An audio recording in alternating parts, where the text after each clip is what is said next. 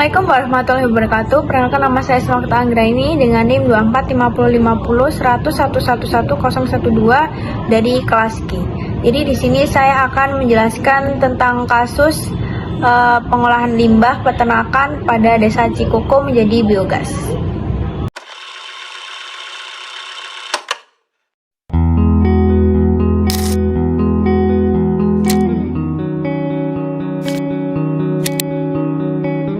Jadi yang pertama, lembaga-lembaga yang terkait dalam berita atau permasalahan peternakan ini yaitu adalah lembaga pemerintahan, koperasi peternakan di daerah tersebut, dan lembaga swadaya masyarakat. Selanjutnya yaitu fungsi-fungsi dari lembaga tersebut. Untuk fungsi pengendalian sosial, lembaga-lembaga tersebut pada pemerintah daerah itu untuk menjalankan pengawasan dan memastikan pengolahan limbah tidak mencemari lingkungan di sekitar Desa Cikoko. Yang kedua yaitu fungsi pemenuhan kebutuhan dasar, itu ada pada komunitas peternak lokal atau koperasi peternakan, yang dimana mereka mendapatkan energi alternatif berupa biogas yang digunakan untuk kebutuhan rumah tangga. Yang ketiga atau selanjutnya yaitu fungsi pendidikan. Jadi suatu lembaga ini tuh memberikan pelatihan tentang teknologi biogas. Jadi biar pada masyarakat itu tahu gimana sih cara pengolahan biogas tersebut biar tidak mencemari lingkungan.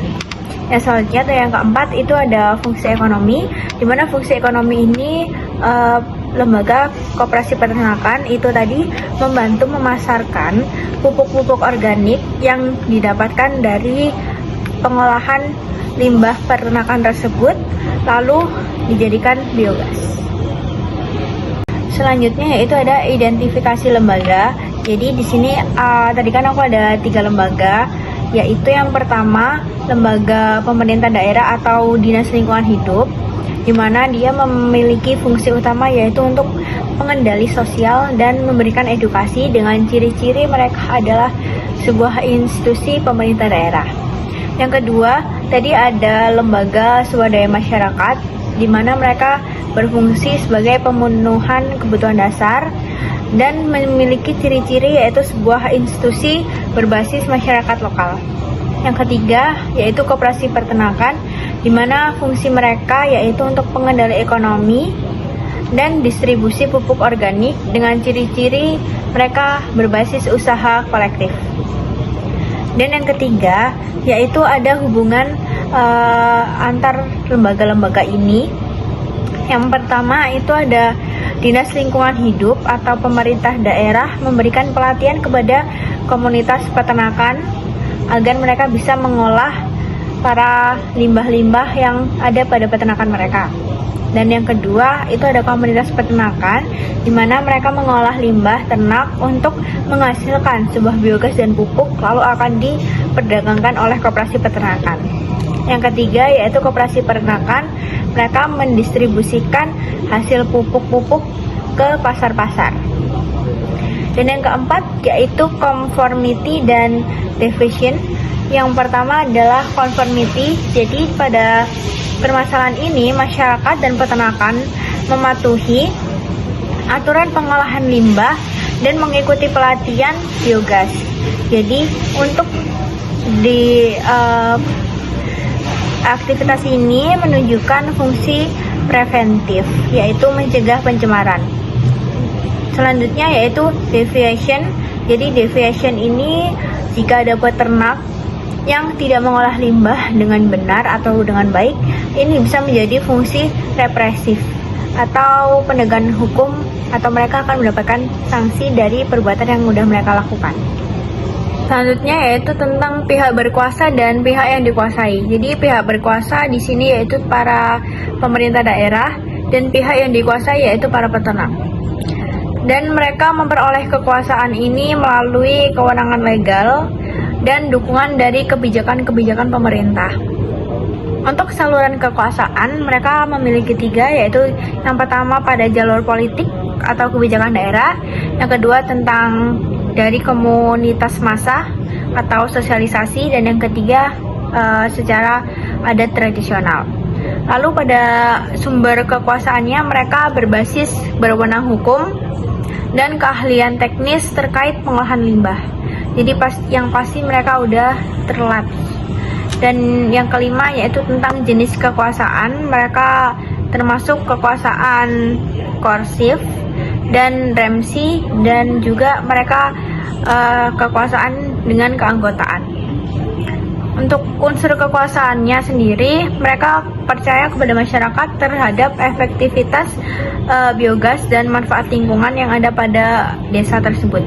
Dan yang terakhir yaitu tentang mempertahankan kekuasaannya, mereka melalui pendidikan intensif dan para penugasan yang telah mereka jalankan. Lalu selanjutnya yaitu ada unsur-unsur perubahan pada kasus di Desa Cikoko ini. Yang pertama itu di bidang ekonomi. Jadi pada bidang ekonomi ini masyarakat peternakan mengurangi biaya hidup dengan menggunakan biogas sebagai energi alternatif mereka dan menjual pupuk-pupuk organik untuk menjadikan mata pencaharian mereka. Dan di bidang kedua yaitu bidang lingkungan, di mana bidang lingkungan ini mereka bisa mengurangi pencemaran akibat limbah peternakan yang bisa diolah menjadi biogas dan pupuk tadi, dan akhirnya air dan tanah tidak akan tercemar oleh limbah-limbah peternakan tersebut. Di bidang ketiga yaitu ada bidang teknologi. Jadi pada bidang teknologi tersebut masyarakat bisa mengadopsi teknologi biogas sebagai solusi pencemaran lingkungan tadi dari limbah-limbah peternakan. Yang keempat yaitu pada bidang sosial. Jadi pada bidang sosial ini bisa terjadi peningkatan kesadaran masyarakat akan pentingnya lingkungan yang bersih dan berkelanjutan. Lalu yang selanjutnya ada saluran perubahan sosial. Jadi yang pertama itu ada pemerintah daerah, di mana pemerintah daerah ini menyediakan program pelatihan dan insentif untuk penggunaan biogas. Jadi pada masyarakat yang awam ataupun yang belum mengetahui pengetahuan biogas tersebut akan dijelaskan atau akan diberikan sosialisasi oleh pemerintah daerah. Lalu selanjutnya yaitu koperasi atau komunitas peternakan. Jadi mereka memfasilitasi distribusi hasil pupuk organik dan pelaksanaan teknologi biogas. Yang ketiga yaitu lembaga swadaya masyarakat. Jadi mereka memberikan edukasi dan bantuan teknik kepada para peternak untuk mengolah peternakan secara berkelanjutan dengan buktinya yang pertama yaitu dukungan pelatihan dari pemerintah terkait pengolahan biogas. Bukti kedua yaitu jumlah peternakan yang menggunakan biogas semakin meningkat pada desa tersebut. Dan bukti yang terakhir atau yang ketiga yaitu pengurangan limbah ternak yang mencemari lingkungan. Jadi lingkungan mereka sekarang lebih baik. Terus selanjutnya itu ada disintegrasi. Jadi disintegrasi ini di sini tidak adanya disintegrasi karena dalam kasus ini semua masyarakat itu bersatu atau gotong royong kerjasama untuk kemajuan desa mereka. Yang keempat itu ada reintegrasi. Jadi pada kasus ini komunitas itu telah mengadopsi biogas sebagai solusi bersama dalam permasalahan mereka. Dan masyarakat kolaborasi antara lembaga pemerintah, masyarakat, lembaga swadaya masyarakat mulai hidup lebih harmonis dengan lingkungan dan manfaat ekonomi dari sosial dirasakan secara efektif. Lalu yang kelima, perubahan-perubahan sosial yang ada pada Desa Cikoko karena adanya kasus ini yaitu masuk dalam perubahan yang dikehendaki karena mereka sama-sama mau memperbaiki desa mereka. Jadi ini termasuk dalam intended change. Selanjutnya yaitu tentang kebijakan utama dalam sektor peternakan di Indonesia, yaitu tentang perizinan usaha melalui OSS atau Online Single Suspension. Dan para peternak kecil tuh pasti terkendala dengan masalah ini karena kurangnya pemahaman tentang teknologi. Yang kedua yaitu tentang pengendalian penyakit. Jadi mereka melalui Program Nasional Pengendalian dan Pemberantasan Penyakit Hewan atau PNP2PH.